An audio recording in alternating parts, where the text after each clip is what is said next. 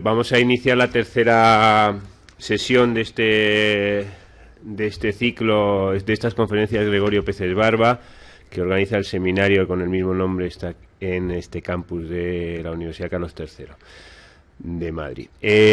Hoy contamos con la participación en las jornadas de Ana Sastre. Ana Sastre es en la actualidad directora de sensibilización y políticas de la infancia en Save the Children, y Ana Sastre estuvo también durante muchos años pues trabajando en el ámbito del CERMI, que como sabéis es una organización que se dedica relacionada con la defensa de los derechos de las personas con discapacidad, y fue allí en el CERMI, trabajando en el CERMI, donde nos conocimos y ya hace muchos años, y donde estuvimos trabajando con muchos proyectos y sí, iniciativas conjuntas, ¿no?, en el ámbito sobre todo de los derechos de las personas con discapacidad. Hace ya un tiempo emprendió un nuevo ámbito de análisis y de trabajo, que es relacionado con los derechos de los niños, y yo quiero agradecerle a Ana pues el que esté hoy aquí, que haya venido, como vienen todos los invitados y todos los que participan en estas jornadas, probablemente pues por amistad conmigo, ¿no? Se lo quiero agradecer. Y nos va a hablar además sobre un tema que, bueno, siempre importante, como es el de los derechos de los niños, y sobre todo lo va a centrar en el conflicto sirio. Cuando quieras, Ana. Vale. Pues muchísimas gracias. Perdonad por el retraso. Mi marido es profesor y hace cantar a los alumnos que llegan tarde, y he estado pensando que igual podía iniciar con una canción, pero como estoy muy acatarrada, es por esto, no lo voy a hacer. Sí que me quería aproximar a este enfoque de derechos humanos de los niños, de los retos y desafíos que tienen los niños desde una realidad que estamos sufriendo y que estamos viviendo y que estamos intentando combatir desde la organización en la que ahora trabajo, ¿no? La pregunta, mira, además Khalid, este niño que está en la fotografía, tiene además una discapacidad probablemente adquirida como consecuencia del impacto de la guerra, ¿no? La pregunta sería, bueno, y sí que, vamos, no hace falta analizar mucho para saber que la situación es crítica y que los derechos de todas las personas, y especialmente los más vulnerables de los niños, están siendo fuertemente vulnerados, ¿no? Por eso casi que pondría entre signos de interrogación y casi de exclamación si efectivamente los niños sirios ahora mismo tienen derechos, los tienen garantizados y los tienen protegidos. Vamos a llegar a la misma conclusión, que va a ser que no, pero quiero que veáis un poco cómo trabajamos nosotros este tema, ¿no? Los niños tienen un documento, una Convención de Derechos del Niño, donde se consagran sus derechos desde el año 1989. Y bueno, parecería que en papel reconocidos existen. ¿Qué significa para nosotros trabajar con un enfoque de derechos? Yo ahí no he puesto, no es algo académico ni técnico, pero sí lo que a mí me parece más importante, resaltar, o cómo nosotros enfocamos o creemos que es la mejor aproximación al trabajo que realizamos, ¿no?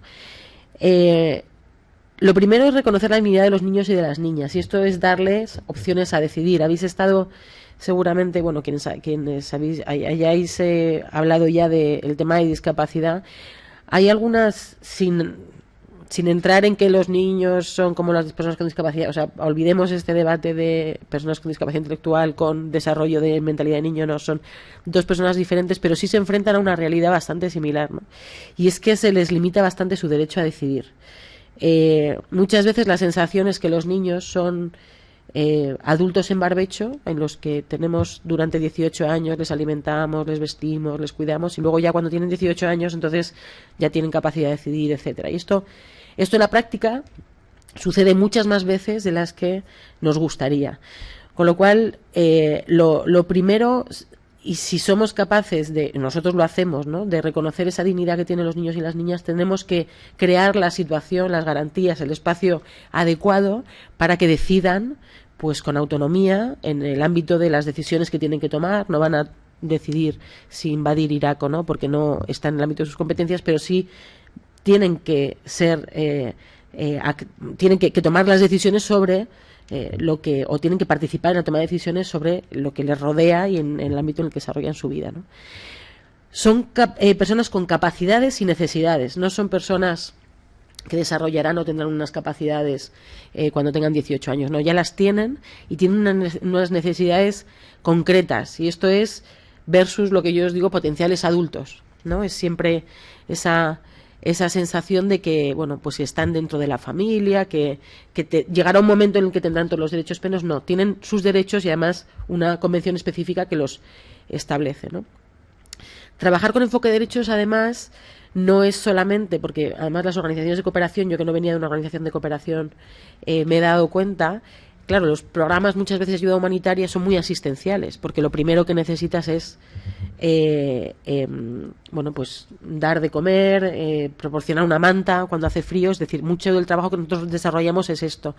Pero nosotros, y sobre todo Save the Children, tiene una vocación no solamente de atender a los niños con los que nos dan nuestros recursos, tenemos recursos limitados, y entonces, bueno, pues en España, por ejemplo, que también trabajamos con 7.000 niños, de momento no tenemos recursos para más, podemos trabajar con más, con menos, ¿no? Pero sí que en nuestra actividad lo que pretendemos es que lo que nosotros hacemos en la práctica directamente nos permita obtener una visión alta, ¿no? y que nos dé herramientas para cambiar el origen de esos problemas que están sufriendo esos niños, cuáles son los obstáculos que esos niños están enfrentándose, y entonces hacemos lo que llamamos incidencia política, que es a lo que me dedico yo, ¿no? A decir, bueno, pues si en este caso el problema del conflicto, hace una semana hemos sacado un informe sobre lo que les está ocurriendo a los niños en las zonas sitiadas. Hay más de 15 ciudades sitiadas dentro de Siria, que son auténticos, es que os diría, en el informe se dice que son cárceles abiertas, yo os diría que son campos de tortura para las personas que están viviendo allí, y de alguna forma, bueno, pues podemos ir a darles ayuda humanitaria, podemos ir a darles o tratar de trasladarles estos elementos básicos, pero sí tenemos el compromiso de denunciar esa situación, de ir al origen de por qué están en esa situación, y de, desde luego, proponer o tratar de proponer e incidir para que esa situación termine, no solamente la situación de hambre y de necesidad, nosotros proporcionándoles alimentos, sino que de una vez por todas esa pesadilla que están viviendo acabe. Y por eso, de alguna forma, hacemos lo que os decía, incidencia política, que sería exigir a quienes tienen esa obligación de garantizar el espacio para que se ejerciten adecuadamente los derechos, pues quienes tienen esa obligación que lo hagan, ¿no? Y ahí vamos a estar siempre exigiendo y pidiendo esa solución, ¿no?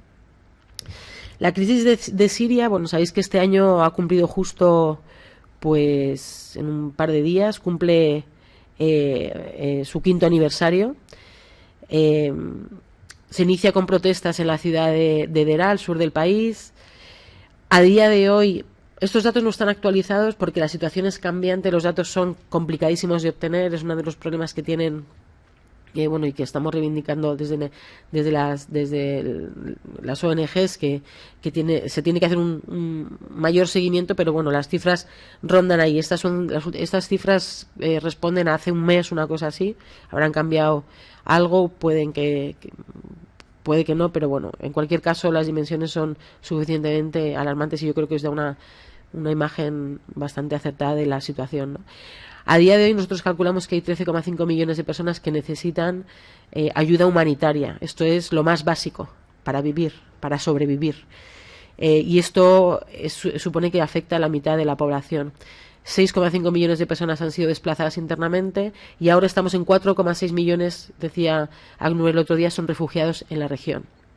Unas 250.000 personas han muerto como consecuencia de la violencia. Llevamos, como decía, 5 años de conflicto y no hay una solución aparente, ¿no? En diciembre se aprobó una resolución en el Consejo de Seguridad que, bueno, pues después de han hecho falta 4 años para que se tomara una decisión política como esa, de alguna forma para que los países implicados, teniendo en cuenta que en el Consejo de Seguridad 4 de los 5 miembros permanentes están activos en este conflicto, y bueno, ha tenido que pasar tanto tiempo para que ellos mismos decidan hacer una ruta que inicie las negociaciones que han, si lo habéis leído en la prensa, bueno, pues que no están siendo nada fáciles y que abrieron un camino de esperanza, y que, bueno, pues todavía queda por recorrer, ¿no?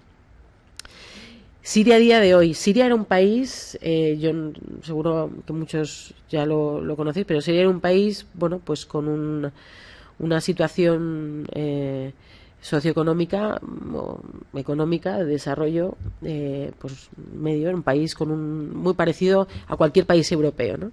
La media de vida en Siria ha caído más de 20 años desde que inició la guerra. Estaba en el 2010 en 79,5 años y ahora, o en el 2014, estaba en 55,7 años, ¿no? La infraestructura económica del país ha sido totalmente destruida, el paro ha pasado del 15%, tenían menos paro que nosotros, al 58% en el 2014. 2/3 de esa población sobrevive en extrema pobreza. Extrema quiere decir que en las zonas sitiadas están comiendo hojas. Y eso da lugar sobre todo a los niños, porque los que se han quedado son los más vulnerables de todos, ¿no? Los que están emprendiendo el camino, las vías, todos estos que están día a día en las noticias que vemos son los más afortunados porque han podido salir a buscar una esperanza. Los que están en el país están en una situación muchísimo más dramática y con muchísimas menos probabilidades de sobrevivir, ¿no?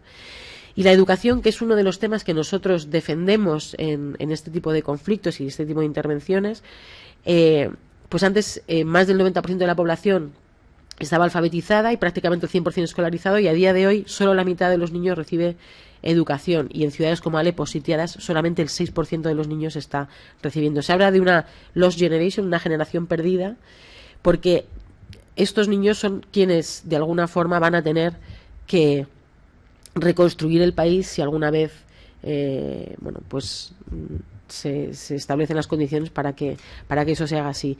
Y ahí, mirad, nosotros tenemos un programa de intervención en Melilla.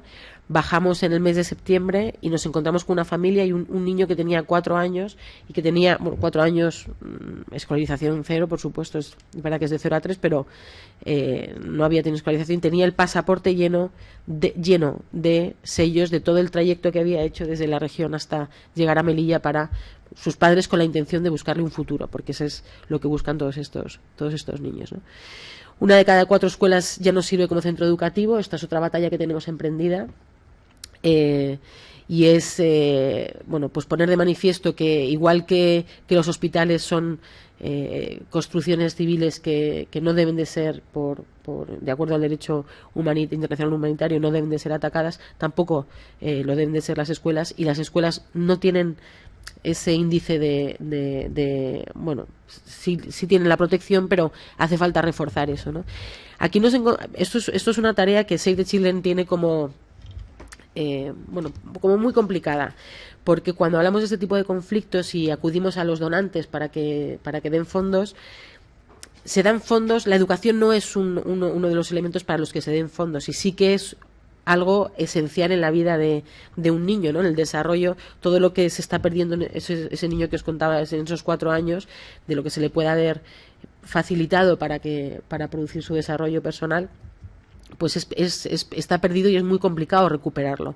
Los niños, el espacio de oportunidad para bueno, ya no solamente su desarrollo intelectual, sino además su desarrollo físico, es muy corto, tiene que ser intenso, y las consecuencias de no hacerlo en esos momentos, bueno, pues son muy drásticas, ¿no? Eso está muy demostrado. La sanidad, el 60% de los hospitales del país han sido destruidos o dañados y casi la mitad de los doctores se han marchado. En las ciudades sitiadas nos contaban que están operando con velas, están operando veterinarios a personas porque no hay médicos. Es decir, la situación es muy dramática, ¿no? Bueno, ¿qué es lo que Save the Children está haciendo? También estamos trabajando en Turquía, lo que pasa que en Turquía no está en rojo, pero esas son la región donde estamos trabajando. A día de hoy hemos llegado aproximadamente a 3.600.000 personas, incluyendo aproximadamente 2.283.846 niños. Bueno, esta cifra seguro que ha variado. Y trabajamos en la región, trabajamos dentro de Siria también, y ahora mismo con unos riesgos altos, porque bueno, tenemos compañeros que fueron secuestrados el año pasado con unos desenlaces complicados, y entonces estamos viendo que la mejor forma de trabajar es a través de contrapartes, ¿no? De organizaciones locales. El sistema, el movimiento asociativo en Siria no existía, el régimen de Al-Assad no lo fomentaba, es decir, no había organización, pero a raíz del conflicto sí se creó mucha conciencia social y aparecieron pequeñas organizaciones que de alguna forma atienden o tratan de atender las necesidades locales, y nosotros en ese sentido, bueno, pues para nosotros han sido unos compañeros y son unos compañeros importantes, porque a través de ellos podemos pues dar lo más básico, ¿no? Porque tampoco tenemos una gran capacidad de intervención. Estamos también trabajando en Irak, en Jordania, en el campo de refugiados de Zatari, en Líbano y en Egipto. En todos estos países también pues una intervención complicada. Todos estos países tienen una saturación importante de refugiados. En Líbano, por ejemplo, una renta per cápita muchísimo más baja que la nuestra, no lo sé, pero el 25% de su población es refugiada, y casi el 75% de esta población que está en el entorno pues no está en campos de refugiados, está como bueno pues en las poblaciones, integradas en las comunidades, y la situación es cada vez más complicada. Todas estas personas han estado esperando en la región para entrar, para poder para poder volver a su tierra, a su casa después de la crisis, y bueno, como esto no ocurre, los sistemas frágiles, por ejemplo educativos en el Líbano o en Jordania, pues están resintiendo porque es una presión muy fuerte para ellos, es decir, tienen un reto importante, y esto ha hecho que se empiecen a tomar algunas medidas un poco más restringidas. Ya no es tan fácil. Les hicieron, por ejemplo, en el Líbano volver a registrar a todos los que tenían estatus de refugiado. Muchos de ellos no lo consiguieron a falta de un papel, o por ejemplo decían que eran de una zona donde no había un conflicto activo, y automáticamente les decían, dentro de Siria les decían que bueno, pues que podían, su zona era segura y que podían volver. ¿Esto qué ha hecho? Bueno, pues que ante esa situación muchos han iniciado esos caminos de ruta hacia Europa, porque la situación, bueno, ellos ven que no va a haber solución, y además no pueden quedarse donde estaban, ¿no? Y además esto está afectando a los niños de una forma especial. Por ejemplo, en el Líbano tenemos proyectos de educación alternativa. Estamos trabajando como un reto de advocacy para que se reconozca la formación que nosotros les damos. Es muy complicado. Hay una cierta reticencia a, no sé si es el efecto llamada que también compartimos aquí, o no sabemos exactamente cuál es la razón, pero hay una cierta reticencia a hacer una incorporación de estos niños en el sistema educativo, y entonces todos son pequeñas trabas que dificultan muchísimo nuestro trabajo. Como hay tantas trabas, y los permisos de trabajo para los padres, que además antes se producían porque había muchísima gente de Siria que iba al Líbano a trabajar y entraba libremente del país, bueno, pues esto se ha restringido también. Es mucho más fácil que los niños empiecen a trabajar, porque son menos, se les detecta menos, ¿no? Con lo cual esto ha empujado a muchas familias a que la forma de que hay algún ingreso en casa sea que el niño haga trabajos, bueno, pues muy pequeños, y esto entra claramente en conflicto con las posibilidades de seguir un proceso educativo, y se está viendo claramente afectado. Y las niñas también les afecta de otra forma, y es que, bueno, pues hubo un incremento, por ejemplo, en Jordania altísimo, que nosotros evaluamos hace 2 años, del número de matrimonios tempranos entre niñas sirias, porque es una forma, bueno, pues de no solamente pensar que va a tener un futuro, que una forma de vida, sino incluso a veces de garantizar una cierta seguridad, porque están en sistemas, bueno, pues que si no están protegidas por un hombre, pues son más vulnerables a los abusos sexuales, a las agresiones, etcétera. Nosotros, como os decía, hacemos ayuda alimentaria, educación alternativa, creamos espacios seguros para los niños, que son luego veréis una foto, unos espacios donde trabajamos con ellos la resiliencia, sus capacidades de sobrevivir al conflicto. Estamos como cerca, es como si fuera un espacio seguro, ¿no? Una especie, o pretende ser una especie de oasis en medio del caos, para que ellos se sientan libres de hablar con nuestros trabajadores, que les cuenten desde problemas que tengan concretos hasta necesidades, bueno, pues una situación donde les ayudemos a trabajar la educación no formal, el apoyo psicológico, los juegos, porque también el derecho al ocio es importante para estos niños y para su proceso de desarrollo.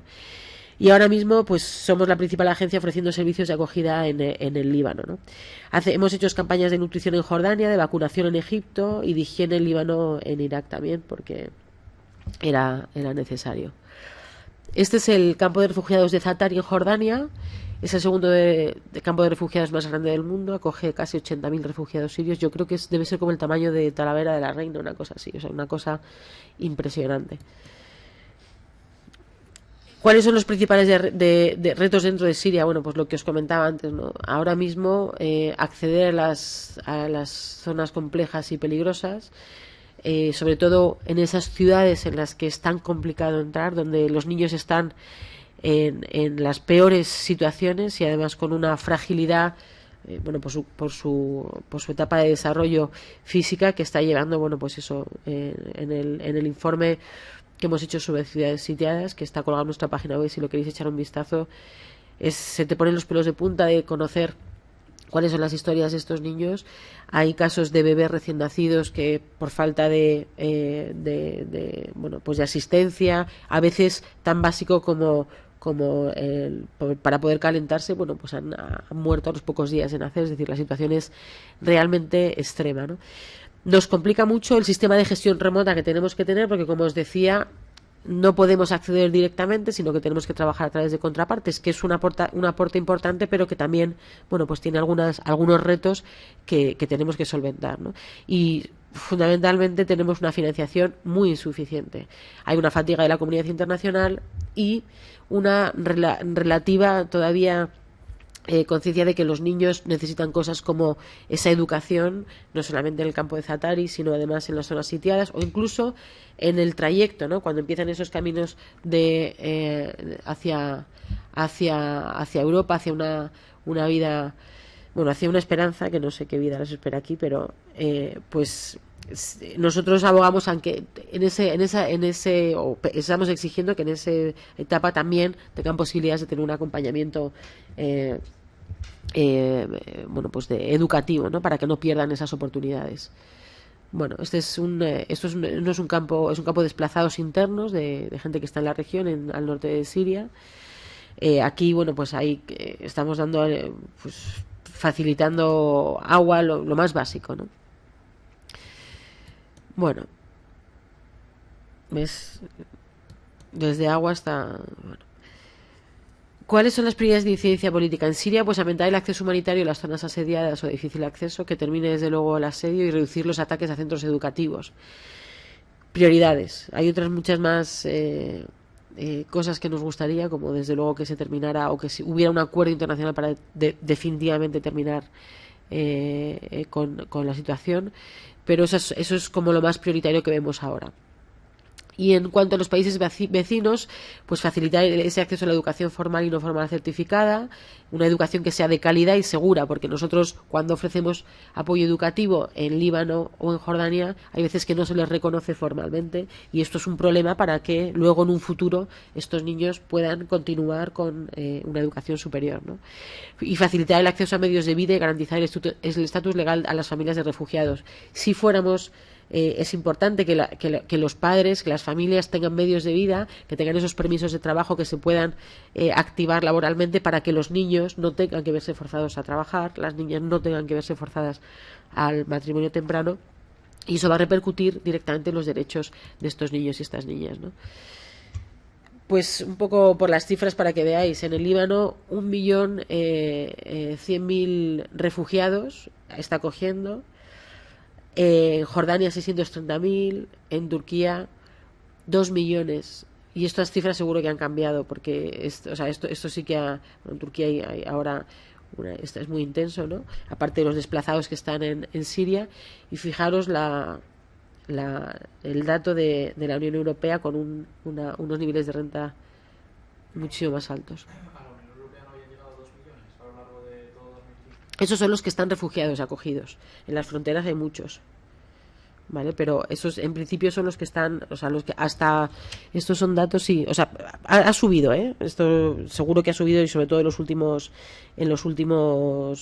tiempos. Lo que pasa que los datos, además, son bastante, es decir, hablaban, no sé si os acordáis que hace como un par de semanas saltó una noticia de que había 10.000 niños menores no acompañados, bueno, pues que no estaban identificados, no se sabía dónde estaban. Bueno, pues están hablando de cifras de 600 peticiones de asilo, 600.000 peticiones de asilo, no, 65.000 peticiones de asilo en Suecia el mismo año de menores no acompañados. Es decir, las cifras son totalmente, bueno, fluctuantes, ¿no? Es decir, una cosa es que hayan llegado y otra cosa es que se les ha dado el estatus de refugiado, que están todos, bueno, pues esperando que se les conceda. Pero eso es hasta hace unos meses, aquellos que habían sido reconocidos como refugiados en Europa, ¿no? Un segundito, porque como si tenemos, como se está grabando, y sí que no hay ningún problema en que lo hagáis preguntas mientras, pero sí que os voy a pedir, ¿vale? Bueno, más o menos hace 3-4 días he leído en un periódico, si es que no me equivoco, si es en El País, en el cual estaban hablando de un tratado.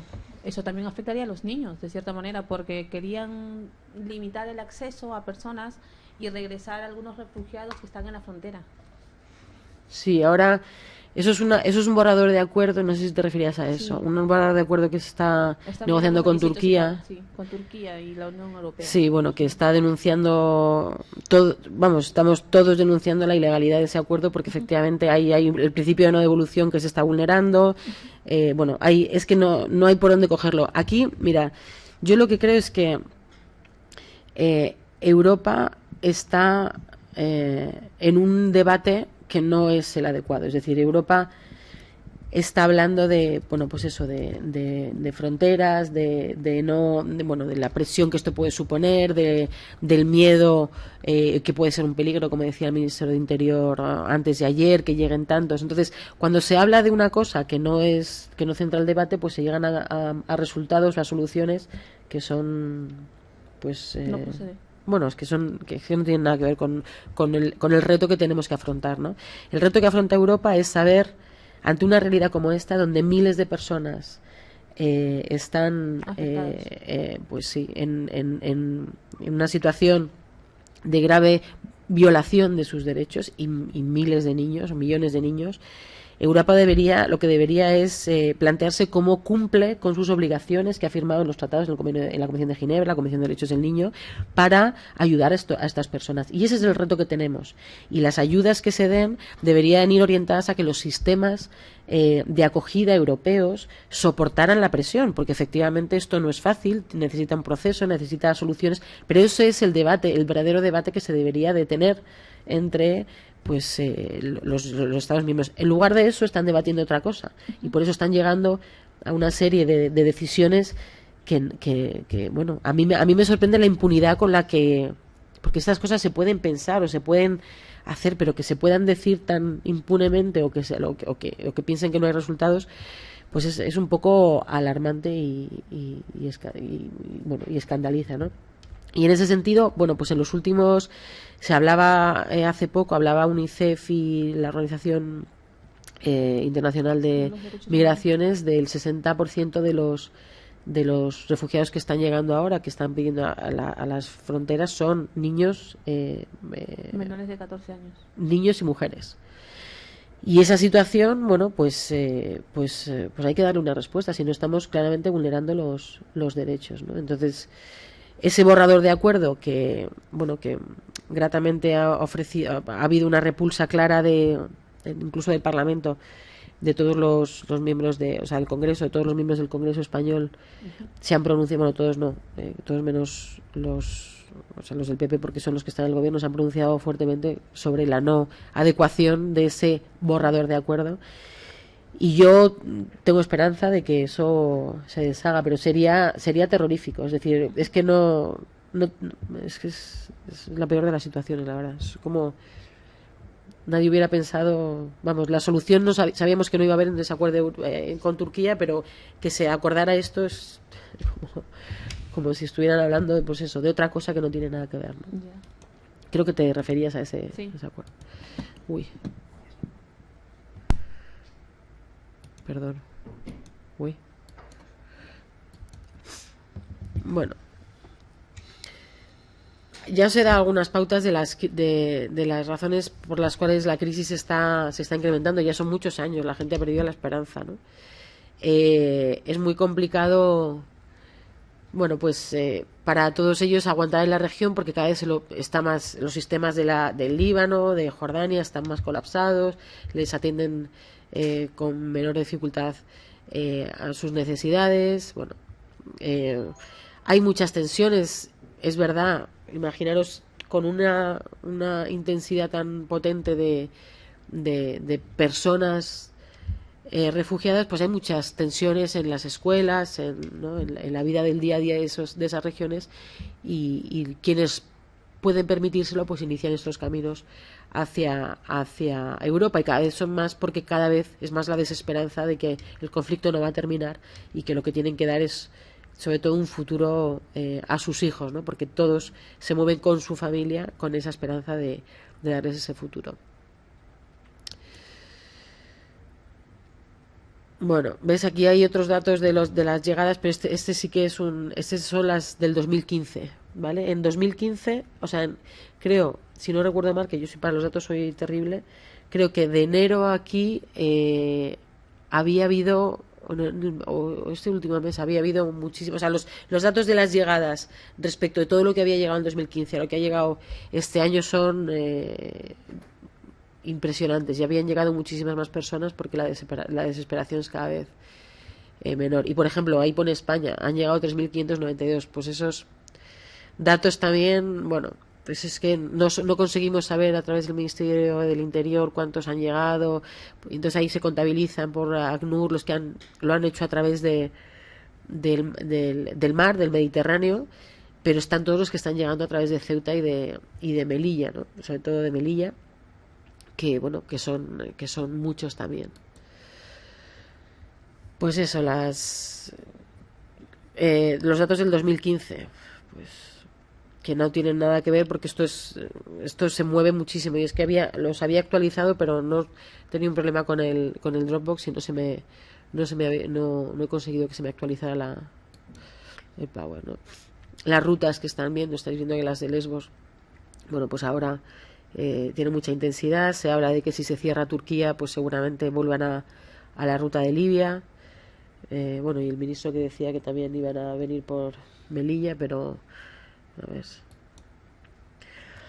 Y bueno, estamos trabajando en Lesbos con esos, haciendo prácticamente de todo, ¿no? Desde recibirles hasta hacer esos espacios seguros, nutrición. Hay un autobús que hemos puesto desde la costa desde donde llegan en Lesbos hasta donde cogen el ferry para ir para cruzar a Grecia, porque son, me parece que unos 70 kilómetros, 75, y tienen que caminarlo si no, y entonces hay un autobús que les sube para que no tengan que hacer esos desplazamientos. Es un espacio seguro nuestro, la media de niños en las familias es altísima.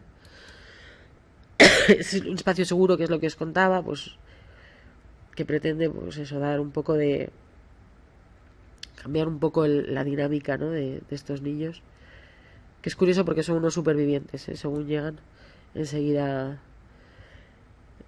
se ponen a jugar, aunque hayan visto lo más horrible, tienen esa capacidad y lo llevan dentro. Lo importante es trabajar con ellos para que lo que han, porque si no hay riesgo, ¿no?, de que eso no salga y no sean capaces de trascenderlo. Bueno, ¿y qué está pasando en Melilla, que es donde estamos nosotros interviniendo ahora, ¿no? Pues en 2014 se pasó de 41 solicitudes a 543, ahora son muchísimas más, desde Melilla. A septiembre de 2015 el número de solicitudes ya se elevaban a 4.375.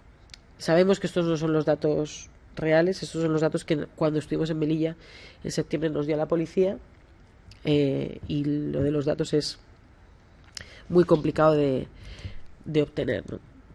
Pero para que veáis, ay por Dios, el incremento o el volumen de la intensidad con la que esto está sucediendo. Y claramente, bueno, pues Melilla tiene un centro de estancia temporal de inmigrantes, que sabéis que en el momento en el que nosotros fuimos tenía una sobreocupación, pues me parece que está habilitado como para 700 y pico personas, y había 2.090, 500 niños. Ahora mismo eso ha bajado muchísimo la intensidad. Están, bueno, pues en unos niveles bastante más aceptables, pero claramente los niños que están allí, la población, el CETI estaba hecho, sobre todo había migración subsahariana, y no había niños, había menores, adolescentes, había alguno, había bastante, pero no había ese número de familias con niños, y eso ha hecho, bueno, pues que el centro no ha sido capaz de, o no está siendo capaz. Nosotros estamos interviniendo con ellos desde septiembre poco a poco, bueno, por el tema de recursos, por el tema de ir adecuando y viendo lo que se necesita, pero para desplegar una verdadera política de protección para los niños, porque había niños, bueno, la situación en la que entran también es durísima. Estando nosotros allí, entró una niña de 4 años sola en el CETI, vestida de domingo, guapísima, llorando.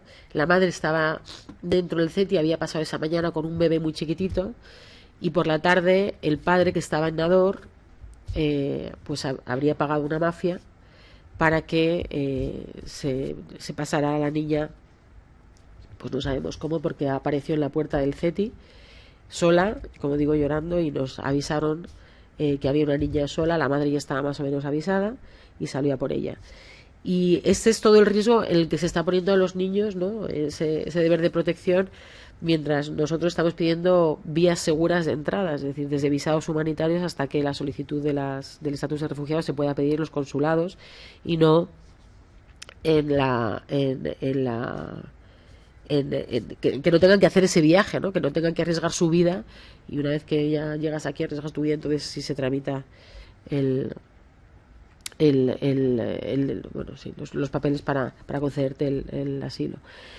Bueno, pues todo esto está poniendo en grave riesgo a los niños. Imaginaros, pues ese niño de 4 años siendo trasladado por no se sabe quién, y con suerte, bueno, pues se traslada a unos precios evidentemente de mercado que fluctúan, que pueden ser entre 600 euros hasta 2.500 euros por cruzar la frontera, utilizar un pasaporte normalmente marroquí, o por ir metido en una maleta, en un coche, etcétera. Pues eso, yo creo que mientras no seamos capaces de dar una respuesta a esa situación y de garantizar esas vías seguras, pues a mí me parece que me sale decir que somos todos cómplices, y todos me refiero a las autoridades, del peligro en el que se sitúan estos niños, ¿no? Derecho a la unidad e intimidad familiar, a ser informado y escuchado. Bueno, pues esto es una no realidad. El CETI sobresaturado, separan a madres y hijos menores de de 14 años, me parece que son 14 o 16. 16.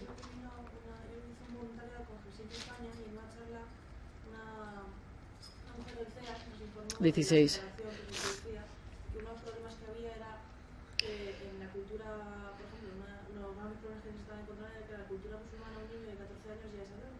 Sí.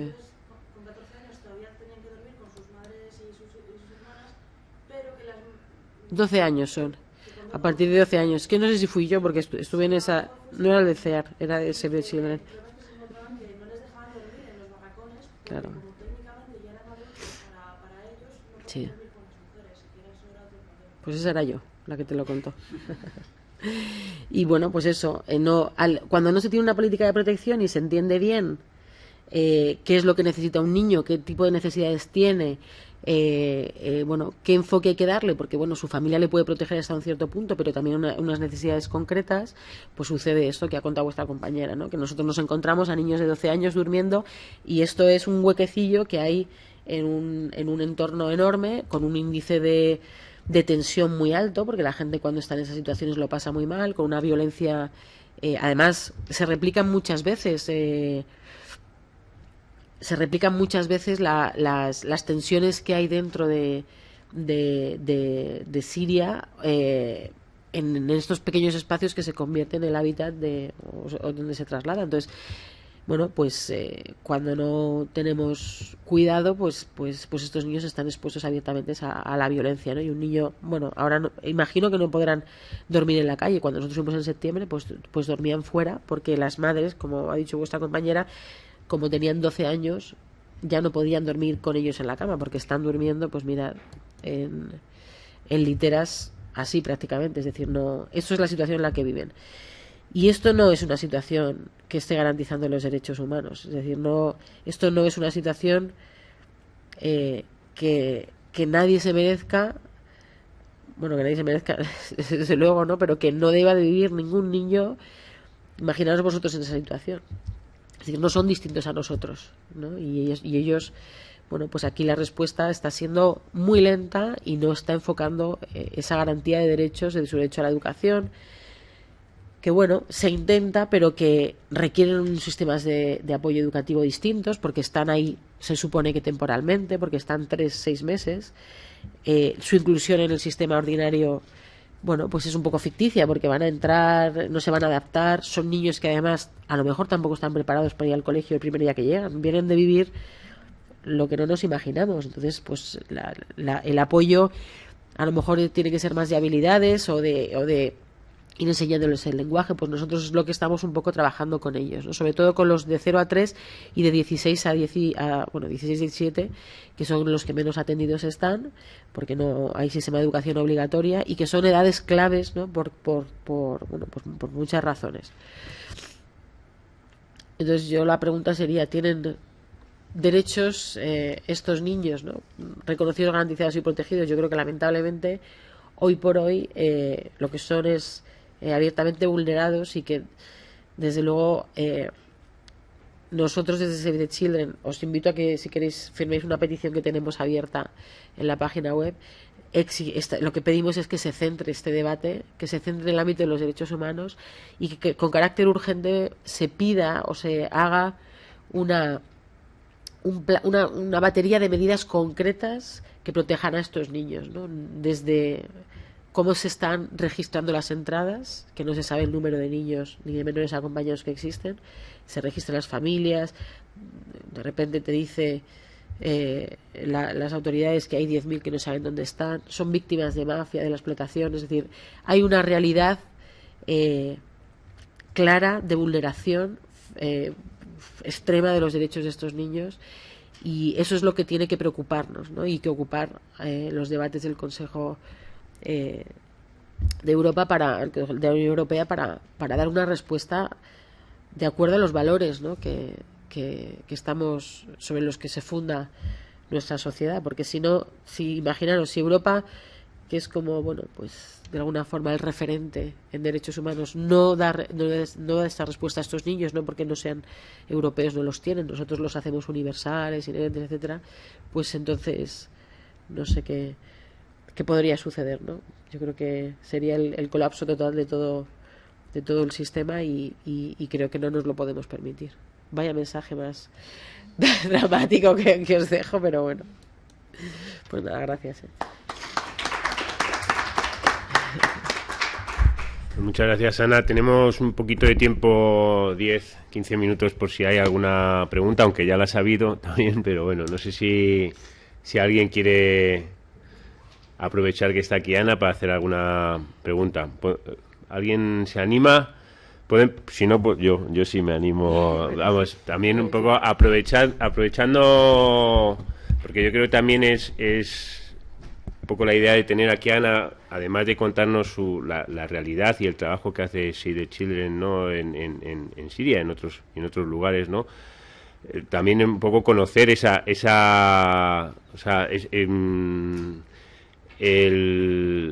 las metodologías, ¿no? de esas actividades, ¿no? Entonces yo tenía aquí muchas cosas, ¿no? Pero lo veía, bueno, una de ellas es el grado de coordinación que existe, porque entre las organizaciones. Yo me imagino que eso es fundamental, ¿no? Cuando se va allí, y eso existe, o sea, ahí una vez que se detecta el problema entre las propias organizaciones y hay un buen clima de trabajo. En muchas ocasiones yo la experiencia que he tenido, ¿no? De trabajar con organizaciones en el ámbito de los derechos humanos, bueno, igual que en la universidad, es que uno se lleva muy mal en ocasiones, ¿no? Pero me imagino que ya ante problemas como esto no ocurrirá, ¿no? Pues no, mira, de hecho, a ver, nosotros, por ejemplo, cosas concretas, ¿no? En Lesbos nos turnamos con Oxfam para dar comidas, ¿no? O sea, estamos organizados de tal forma que unos días nos toca a nosotros, uno de los servicios que damos y otros días a ellos. Aquí os tengo que decir, Save the Children es especialista en trabajar con niños, aunque esta crisis se ha convertido en una crisis que todo el mundo visibiliza a través de los niños, porque parece que eso es lo que conmueve más y ayuda más para la reacción, ¿no? Pero bueno, Oxfam no tiene esa vocación a lo mejor tanto de niños, no tiene esos espacios seguros, con lo cual ellos pueden estar, ellos son muy especialistas en temas de saneamiento y agua, con lo cual todos sabemos un poco cuál es nuestro papel. UNICEF no implementa programas. UNICEF es una entidad que lo que tiene son recursos y catálogos de recursos. Entonces muchos de los programas de UNICEF los implementamos nosotros, por ejemplo, ¿no? Y luego sí que hay una alianza constante internacional, sobre todo en el ámbito de la incidencia. Por ejemplo, hay una iniciativa que se llama el No Loss Generation, que está secundada por un montón de organizaciones y que ha encabezado UNICEF, y que nosotros, bueno, no podía ser de otra forma, también estamos muy activos, que es una iniciativa precisamente para traer fondos a la asistencia en el derecho a la educación de todos estos niños, y eso ha sido una iniciativa conjunta, ¿no? Y ahora mismo, creo que es mañana, sale un informe sobre, bueno, pues la situación de Siria 5 años, sobre cómo está fallando la comunidad internacional, que firmamos, no sé si Cruz Roja estuvo ahí, pero como tienes una agencia intergubernamental a veces tienen problemas, pero que firmamos organizaciones enormes, es decir, que sí existe una coordinación y lo que hay luego, esto no sé si debería decirlo porque se graba, es una disputa por los recursos, ¿no? Porque eso sí, eso hay en una tarta y nos la tenemos que comer todos.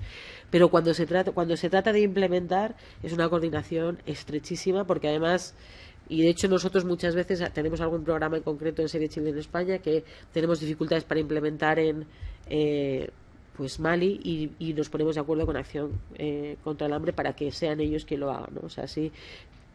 Yo creo que además tenemos unos ámbitos de expertise que son complementarios y que eso nos ayuda a que el trabajo sea más eficaz, ¿no? También tenemos nuestros problemas, muchos. No, vosotros, mucho mejor.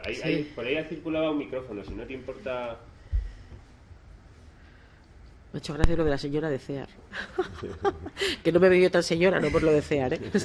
Yo quería preguntarle por el tema de la dificultad que está encontrando pues organizaciones como Save the Children y otras para poder ayudar realmente.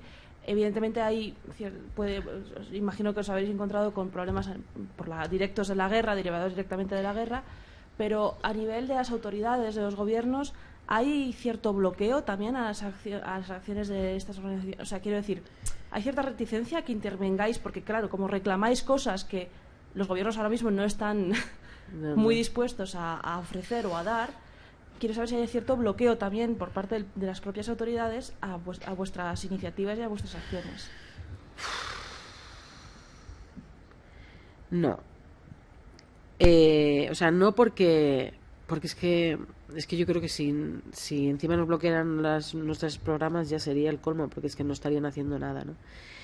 Lo que hay una respuesta insuficiente, eso sí, ¿no? Y respuesta insuficiente en términos de recursos para intervenir y de soluciones, ¿no? Eso sí.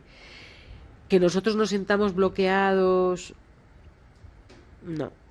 Ahora, es verdad que, por ejemplo, para trabajar en determinados territorios tenemos que tener mucha cintura, ¿no? Y no voy a decir cuáles, pero es verdad. Pero ya son problemas más de las regiones en conflicto, ¿no? Ahí sí que tenemos que ser muy cuidadosos porque, bueno, pues me acuerdo que en aquella Helsinki os decía, o sea, Al-Qaeda se ha convertido en un poder de facto. Porque, por muchas razones, una de ellas porque ofrecen un sueldo a las personas que se integran en las filas, y un sueldo o comida o medios de vida. Bueno, pues es que es un poder de facto. Hay que tener, es un actor más, ¿no? Entonces hay que saber cómo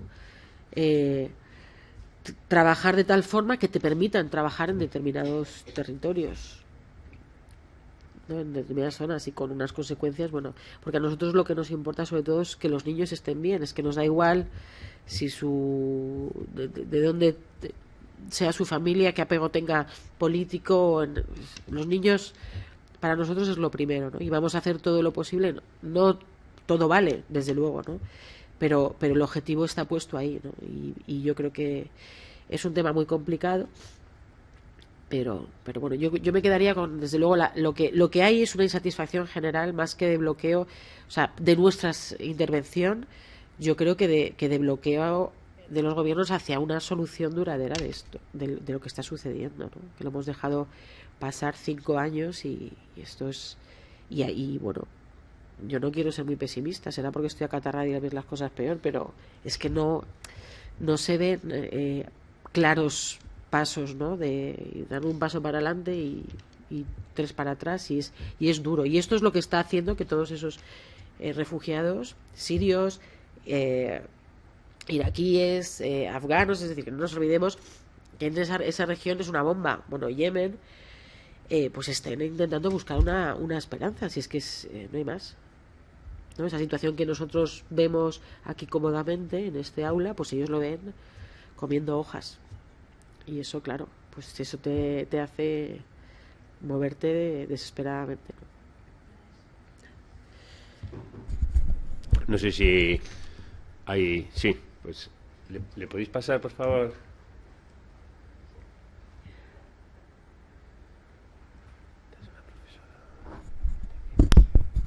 Buenos días. Hola. O ya buenas tardes. Discúlpame porque llego tarde. Quería no haberme perdido por lo menos esta presentación de gran interés para mí. Y por supuesto, aprovechando que estás aquí, Ana, yo quería, formular no una pregunta, no sino una idea, ¿no? Que de algo que ahora mismo está pues muy a nivel de sensibilidad, ¿no?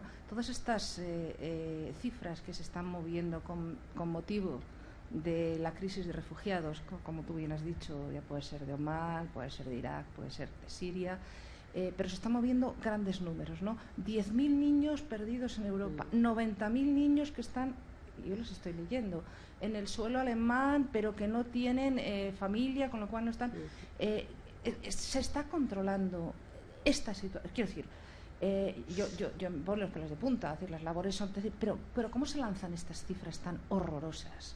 Hoy he oído 90.000 niños en suelo alemán y sueco, descontrolados porque entraron pero no están con nadie en concreto, ¿no? Sí. Pero bueno, eso da miedo de dónde van a caer estos niños. Es decir, a lo mejor llegan a un sitio malo para meterse no en otro peor, sino en el infierno auténticamente. Es en la falsa realidad, ¿no?, de una maravillosa aspecto, apariencia, pero realmente se han metido en el infierno. Y no lo digo por motivos de prostitución, sino por motivos mucho más serios como tráfico de órganos, es decir, barbaridades que pueden estarse cometiendo. ¿Tú qué opinas al respecto sobre esas cifras? Sí, lo de las cifras es horroroso. O sea, horroroso. No es... depende de la fuente. Nosotros incluso, o sea, lo oficial es una cosa que normalmente es mucho más cautelosa que lo real. Es que yo creo que esta crisis nos ha desbordado en gestión, pero o sea, en general a Europa. Los famosos hotspots que se acordaron para hacer el control de entrada, pues no funcionan. Entonces no funcionan porque además muchas de estas personas lo que tienen es un familiar. Y entonces quieren ir a Alemania y no quieren que les digan no, tú tienes que ir a no sé dónde. Entonces, bueno, pues yo creo que nos tendríamos que ver con claridad eso. No es lo que nosotros queremos, es la realidad a la que nos enfrentamos. Vamos a ver cómo lo solucionamos. No es que yo quiera que todos los sirios se repartan. Y ahí, por ejemplo, en los niños tenemos un problema. En los niños hay un problema y es verdad. Se dieron una cifra de 10.000 niños menores no acompañados, y de repente nosotros al día siguiente sabíamos que en Suecia habían ido pues 85.000 a pedir. O sea, es todo como que se tiene un descontrol en cifras total. Pero yo creo que hay que ir a las razones del descontrol, que puede ser, desde luego, una falta de adecuación o de puesta en práctica real de los sistemas, es decir, del registro, y además con unas ideas que ya te digo, o sea, yo lo que pienso es eso, es que cuando estás debatiendo pues sobre una cosa, sobre el azul, pues llegas a conclusiones azules, y como esas no son las que te valen, pues aquí no estamos hablando de cierre de fronteras, sino de gestión de un reto. Bueno, pues no se están acordando cosas prácticas. En menores no acompañados, en muchos de los sistemas llegan a las ciudades, a los países, y automáticamente se quedan cautivos del sistema de protección, porque ese país tiene la obligación de protegerles. Y entonces su hermana, que llegan a Grecia, y su hermana está en Estocolmo, y no pueden avanzar. Entonces, ¿qué hacen? No dicen que son menores. Con lo cual no les controlas, claro que no les controlas, porque lo que les estás ofreciendo no es la protección que ellos necesitan, ¿no?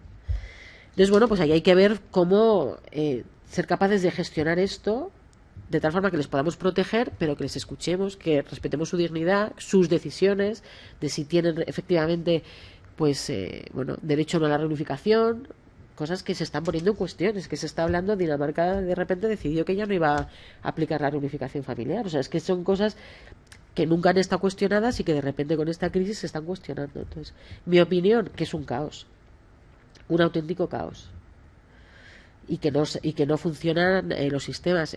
Por ejemplo, en Lesbos hay un centro de menores, o sea, hay un centro, hay un espacio para menores no acompañados, y yo no he estado. Estuvo una compañera mía hace unos meses y me decía, mira, si es que es una cárcel, pero una cárcel, es decir, hay unas vallas, estas de pinchos, y hay señores policías para que los niños, y no son delincuentes, son niños que han llevado un camino terrorífico, y de repente te ves allí y dices, si estoy en una cárcel, pues ¿para qué voy a decir que soy menor? Entonces no les controlas, claro. O sea, hay muchas razones que están llevando a este descontrol y que tenemos que mirar con calma. Y yo, bueno, es verdad que o sea, tenemos que dar una respuesta, porque si no controlamos y si no tenemos sistemas de protección, los estamos poniendo en manos de las mafias, del tráfico de órganos. Pero es que de lo que vienen es eso, es que no cambia nada. Por ejemplo, hay muchos eritreos también que no son directamente afectados por esta aquí, sino que también tienen condición de refugiados por otra situación, que vienen de ser torturados. Entonces, bueno, pues si es que no salen, o sea, salen de un infierno para meterse en otro, ¿no? Eso desde luego. Y eso es lo que nosotros nos tenemos que cuestionar. ¿Queremos nosotros darles un infierno o queremos realmente darles una respuesta que respete sus derechos humanos, ¿no? Pues ahí. ¿Quiénes son los que se encargan o más o menos ven el sistema de...? Perdona, decía de que quiénes son los que se encargan o ven el sistema de repartición de los niños para que sean refugiados, a ver cómo o quiénes deciden a dónde van a ser llevados. Dices tú el órgano que fija a dónde van. Pues eso es lo que no se sabe, lo o de las cómo cuotas. hacen la separación de niños para enviarlos a países diferentes. A ver, ahí tiene que primar el interés superior. A ver, eso está, si es que no está resuelto. ¿Sabes? Si es que lo primero... Quien lo vea. Sí, claro que lo hay. O sea, eso debería de ser... El tema de las cuotas son órganos de decisión que están acordados por la Unión Europea, ¿no? Las cuotas. Estoy hablando de... Pero eso, en realidad, afecta y no afecta a los niños. Porque, bueno, sí, Inglaterra estaba diciendo o Reino Unido estaba diciendo que ellos solo van a aceptar menores no acompañados. Entonces, bueno, pues como tienen un cupo para 20, me parece que dijeron incluso 20.000 menores no acompañados, o 10.000 menores no acompañados, no me acuerdo, hace bastante que lo dijeron. Bueno, pues se tiene que concordar lo que ofrecen los países con las peticiones. O sea, esos son órganos de gobierno y el sistema de cómo eso se decide lo deciden en la Unión Europea, ¿no? Porque se trata de crear un sistema que haga un frente común para la gestión de esta crisis. Otra cosa son los niños, enseguida que llegan, tú tienes obligación de darle protección, con lo cual, a no ser que tengas criterios, bueno, si lo hicieras bien, deberías aplicar el interés superior del menor, saber qué es lo mejor para ese niño, si quedarse en Grecia o ir a Alemania, que tiene una tía, ¿no? Que probablemente y saber lo que él quiere. Es decir, eso también tiene que llevar un proceso que ahora mismo no enfoca nada, o sea, que no está en donde se determine exactamente lo que es mejor para el niño, que no es lo que tú y yo pensemos que es mejor, ni lo que piense una autoridad, es lo que puesto en una balanza, pues se considere que, y sobre todo teniendo en cuenta su opinión, pues le va a beneficiar más, ¿no? Pero que es un proceso que tiene que ser delicado. Ahora mismo eso... No se ve solamente esos procesos no existen. No, ahora mismo los niños, pero con familia o sin familia. No, dependiendo. Bueno, yo creo que si son familias o son... Si son familias siguen el sistema, ¿no? Y entonces se registran. Si es que el problema es que no se registran. Entonces, como los hotspots el ministro no hace más que repetirlo. ¿Por qué han venido solamente 18? Claro, porque los hotspots no funcionan. Los hotspots son los centros de recepción que armaron, ¿no? Para decir, bueno, familia, no sé qué, condiciones, características. ¿Tiene usted familiares en otro sitio? Pues como eso en Grecia no se les está ayudando, están desbordados, están entrando por Grecia, no son capaces de... Y luego, claro, a nadie le interesa quedarse allí en la cola, a ver, me registro. Pues no, mi primo está en Alemania, pues agarro el niño en la mochila y me voy a Alemania. Pero es que eso también es contar con la dignidad de la persona, ¿no? Saber exactamente por qué toma esas decisiones. Es decir, que no podemos, o sea, no se puede ver esta crisis como no solamente lo que Europa quiere, ¿no? O cómo nosotros vamos a gestionar. Hay que también escuchar y saber, bueno, por qué toman esas decisiones, porque es que las van a tomar igual. Entonces, pero vamos, no está resuelto. Bueno, no sé si hay... ¿no? Bueno, pues nada, de nuevo agradecerle a Ana su interesante charla, el que haya venido aquí a pesar del catarro y de todas las dificultades. Y bueno, emplazaros, sabéis que la siguiente conferencia es ya en abril, pasadas la Semana Santa. Muchas gracias, Ana.